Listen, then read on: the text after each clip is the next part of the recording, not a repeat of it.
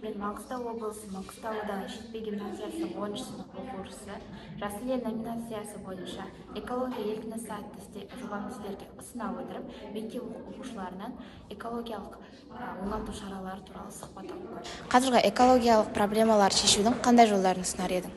Көгалдандыруды көбейту керек деп ойлаймын. Оған қоса зауыттардың түтіндері ауаны ластайды ғой. Сол зауыттардың түтіндерін фильтр қою керек.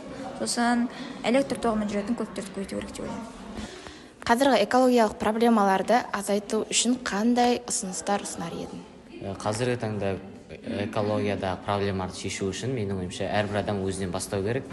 Себебі әрбір адам өзінен бастап бірнеше қоқыстан жинап бастайтын болса, ол қоршаған ортаға таза болады. Ал екіншіден көп ағаш отырғызуымыз керек. Себебі көмірқышқыл газы азайып, аурулар да азаятын болады. Экологиялық проблемаларын шешудің қандай жолдарын ұсынар едің? Мен мектепте тренинг жасайтын едім, балаларды табиғатта аялауға үйретуге, қоқыс лақтырмауға.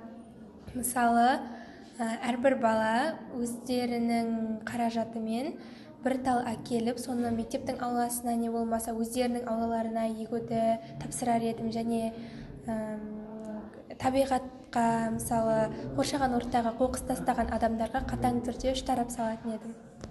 Жақсы, рахмет.